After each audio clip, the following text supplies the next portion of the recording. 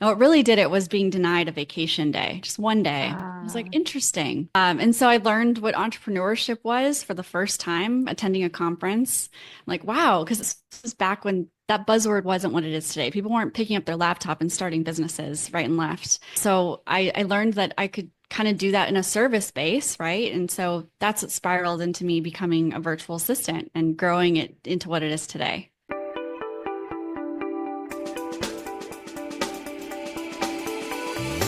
buckle up for a new episode of the Be.She podcast, the show where we have real and raw conversations to inspire and empower you to be seen and heard so you can create balance and everything you want in your life and business. I'm your host, S.H.E, and I'm excited to walk alongside of you on this journey of being seen, heard, and empowered.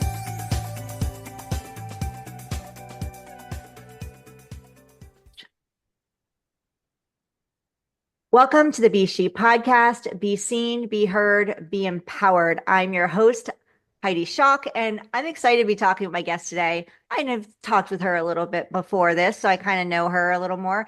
And I'm excited to talk with her and learn more about her story, her journey, and what she does. We actually work together in the capacity of a mutual client. So I'm really excited to learn more about her as far as a person and a woman in her journey and story versus just as a fellow entrepreneur. So welcome to the podcast, Molly Rose Speed.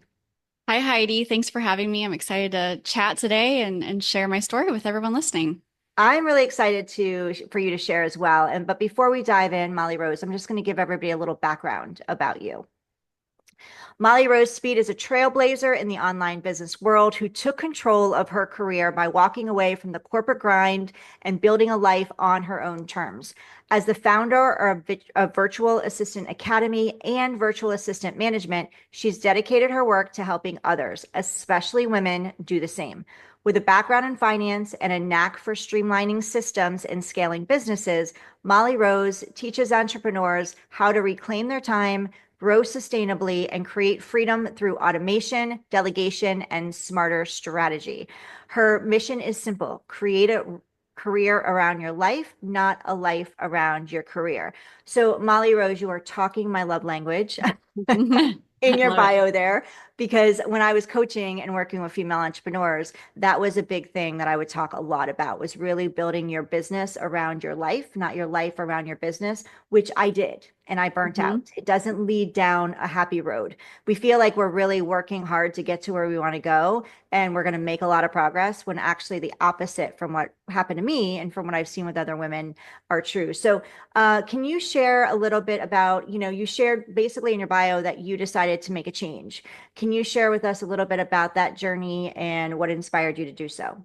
Yeah, so I was lucky enough at the age of 24, 25 to start kind of paying attention to what I wanted my life to be like, not only from a career perspective, but a lifestyle perspective. And I love to travel. I was the girl that didn't get a car growing up. I got trips from my parents, which was amazing and great. And I'm very grateful for that instead. And so I had that bug. And I quit corporate America cold turkey. I was in corporate finance at a hospital system and, could have climbed the ranks and done very well. I was on my way to get my MBA and it's something just stopped me. I was like, this isn't it for me. And what really did it was being denied a vacation day, just one day. I was like, Uh, interesting. I'm not in control here. Someone else is. And so I learned what entrepreneurship was for the first time attending a conference. I'm like, wow, because this was back when that buzzword wasn't what it is today. People weren't picking up their laptop and starting businesses right and left. So I learned that I could kind of do that in a service base, right? And so that's what spiraled into me becoming a virtual assistant and growing it into what it is today. Amazing. And I can imagine there was a lot of, bumps and a lot around your journey, and especially coming from where you were. What made you step into virtual assistant management and building that type of company? Because it sounds like it's much different than where you came from. Yeah, yeah. So finance, I was also a manager at Target, which was a great career, but insane that they give 24-year-olds keys to Target stores. And I quit and got married. My husband came home from a deployment to an unemployed fiance, and he's like, we got 4 months, figure it out. And it took me two. And a colleague or someone that I saw at a conference was hiring for a crowdfunding campaign on social media, and they needed a manager to raise $75,000 for a Kickstarter campaign. And this was all new back then, right? So we're doing social media marketing, hosting webinars, explaining the mission of this documentary we wanted to do. And I got the job. That was the job. And I had no idea. I made the video as an application. They hired me and I was like, well, I guess I'll figure out how to be a social media manager. And we did. And that founder of that documentary lost his executive assistant at that same time. So I asked him no less than 7 times to hire me, and he finally did. And then that's kind of what got my feet wet into supporting a major entrepreneur, speaker, author, coach.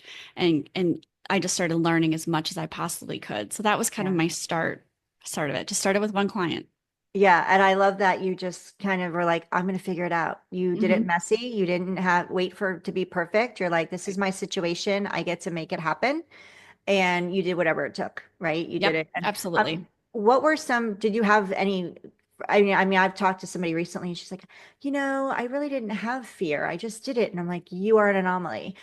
So are you an anomaly when you were moving through this process, or were there some fear and some emotions that were stirred up? And can you share with us what they were? No, I was probably terrified. I remember making even the video for the interview. It took me 7 hours on a Saturday. Just, I said this wrong. Oh my gosh. So, and that was just for the interview thing I'm like, why are they asking for a video? I do so much better if we can just have a conversation. But that's what the structure was.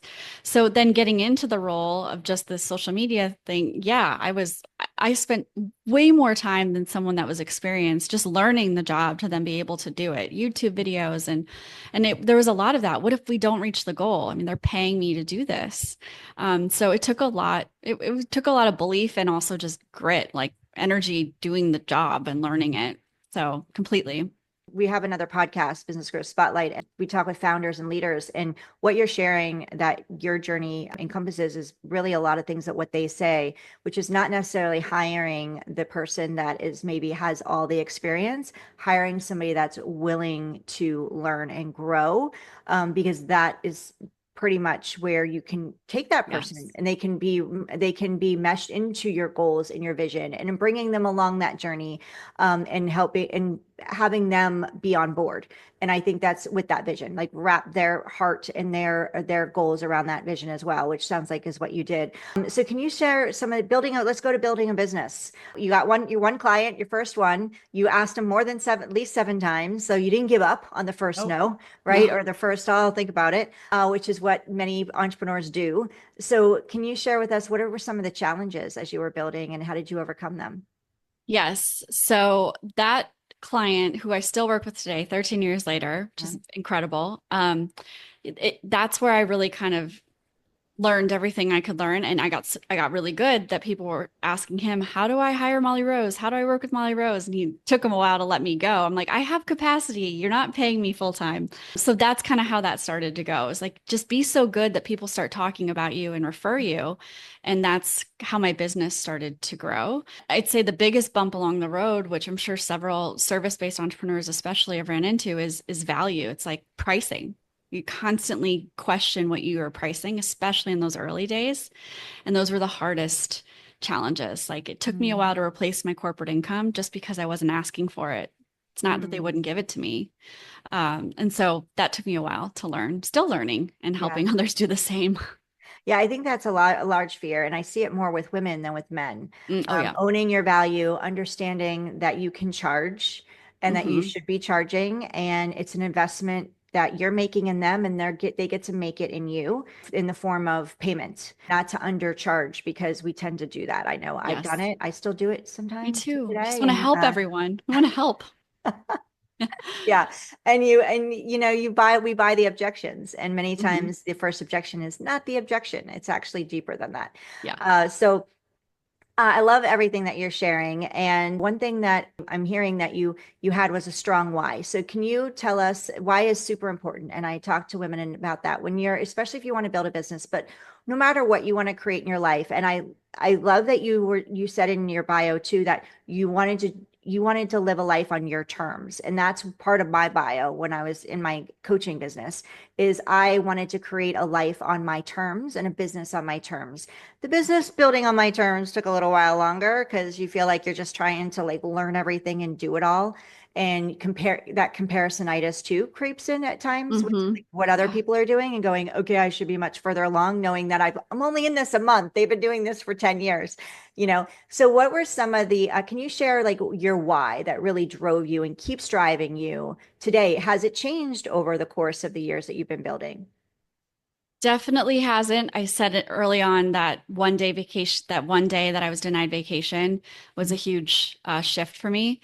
And that's continued to be my why. It's the ability to go wherever I want, when I want. So, I Mhm. just got back from California Sunday. I'm going to London on Monday. I'm going to Japan at the end of the month. And my life is not always like that, but I have the option for it to be that way. Meet girlfriends for coffee this morning and still have a thriving business around it. That's always been it. It's just the ability to do what I want when I want and not having a corporation tell me otherwise. Or the other side of it was, that fixed income. I got my first bonus at that company and I remember it was like $4 a paycheck. I was like, wow, thanks for the Happy Meal, right? Which you can't even get now.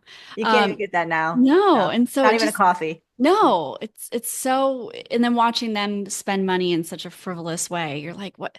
This is not how I want to spend my energy or my time. I want to be able to control this. And I'm not a control freak in other sides of my life, but in this, I definitely am. So I think that's my biggest thing. Yeah, just Yeah.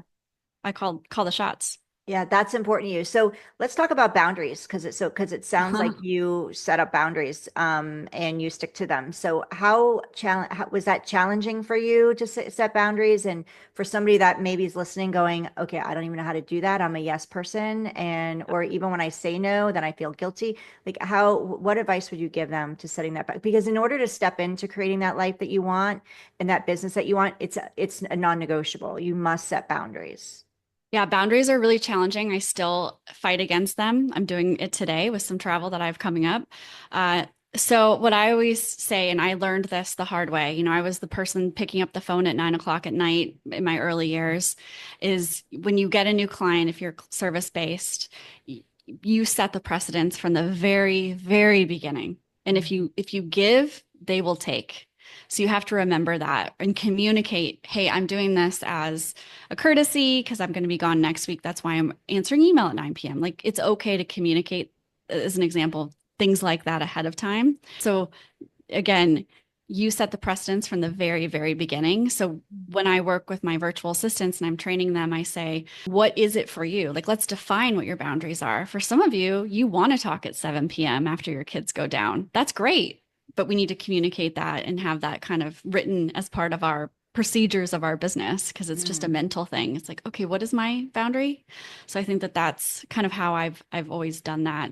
And then, one of the things I'm practicing now is I get a lot of requests for discovery calls, and I don't even want to touch a discovery call until after my travels are done. So I wrote up a template that's already written. So I don't have the emotion behind someone writing me and saying, can you please do this project for me? Knock it out. I need it done in the next couple of weeks. My old tendency would be absolutely, I'll knock this out. But now I have my template, I plug it in, and they can book in June. And if they say no, that's okay. Right. So those are Yeah. just a few things. So many good points. I love that you're trusting that if they really want to work with you, they'll be there in June. Hmm. And I think your clients will respect you. And it kind of creates like, "Oh, I want to work with her even more, Right. because they respect that. And you're very clear, like, I'm not going to, basically, you're not going to work your butt off at night till midnight every night before you leave. And then basically you're exhausted on your vacation. That's not the point of a Hmm. vacation. Good point.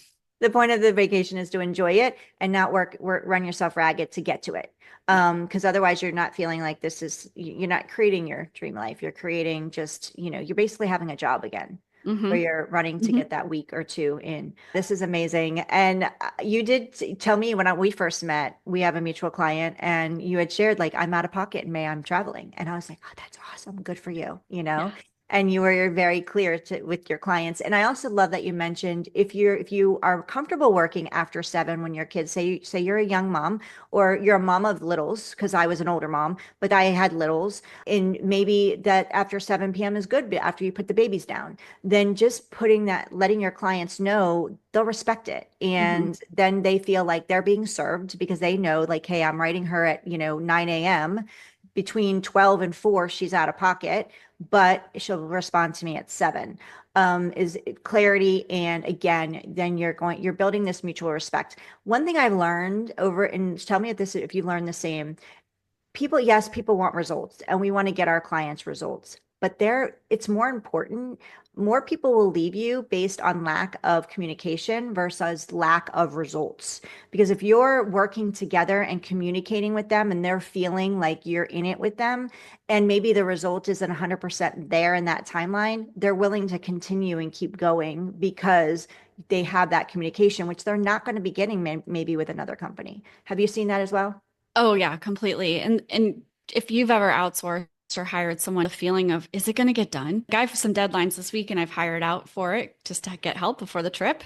And I'm like, wow, are they going to do it? I'm thinking it through, and you have to trust, and it's all about communication. So completely, completely. Absolutely. So, what advice would you give to someone, Molly Rose, who's listening, going, I really want something more. I have a light. I know I want to shine it because everyone has a light. It's just a matter if they choose to shine it. And there's many things underlying of why we hold back. But if somebody feels that, but they don't know how to create their vision, they just, like, you had the blessing of your parents giving you all that travel as a youngster. So you knew without a shadow of a doubt that I didn't want to give that up. I got a taste of what it looked like. I got a taste of what it looked like without it. And that's not something I was okay with. But maybe somebody doesn't have that and they're wanting more for their life, whether it's in their deeper communication in love with their spouse or their partner. Maybe it's better relationship with their children, or it's something bigger for them with finances and creating this incredible, turning this amazing idea they have into a business. What would you say for them really getting to be in tune with that vision? Yeah, great question. I think two things. One, everything starts with clarity, and we can want everything, but let's be realistic about what we can do, and baby step to the big vision. So this is different for all of us, but clarity is really important. And then you brought up a lot of points where I always say there's two great commodities in life. There's money, and when people have enough of it, they need time. But my hope for everyone is that time is the most important thing that we own, because it gives us the ability to do the things I love, like travel, or what you mentioned, be with family and connect, or be present at a holiday, or attend your kid's soccer game at 2:30 on a Wednesday or whatever in the middle of summer. So I think that those are the important things. So it's creating that, what do you want your life to look like? And for those of you that haven't done personal development work, that's kind of what we're talking about.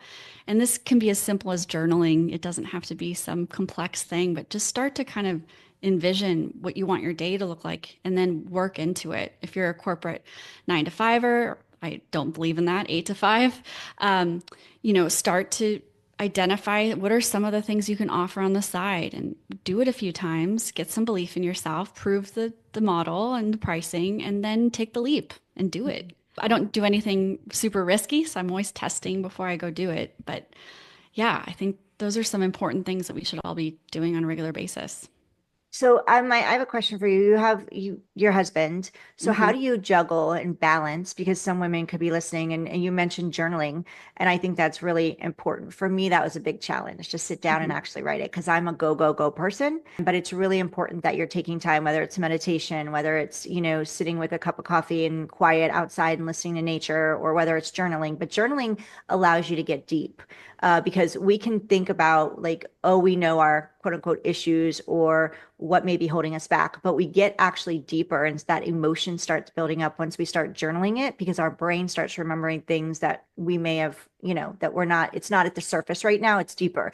So I do agree with you. And for those of you listening, if you don't journal and you're feeling like you're stuck, absolutely go sit down. It doesn't, you don't have to get yourself anything fancy. It could just be a little notebook or a piece of paper and just start there. But then once you start doing it, get yourself a pretty journal that Hmm. makes you feel good, that makes you smile when you see it and feel warm. I know some women are like, I've got the babies or I've got the kids and I'm doing carpool and I'm running kids from here to here and then making dinner and I've got my spouse and we're just both running ragged with our two jobs. How do you balance your business and your travels with your partner? I would say not the norm in regards to super independent. So I travel by myself a lot. He deployed, like I'm going next week. He's not coming with me because he's working. He's a pilot, so he's a little more busy than I am, like physically. So for us, it's all about communication. And then when he's home, we're super present. So I know that that sounds like a postcard, but we're really intentional, like kind of our routine and our time where our phones are away. And, last night, as an example, I kind of called him on it. I'm like, hey, we have like 4 days together in the next 30. Let's be here, you know? Yeah. Again, kind of just like with clients, it comes back to that communication.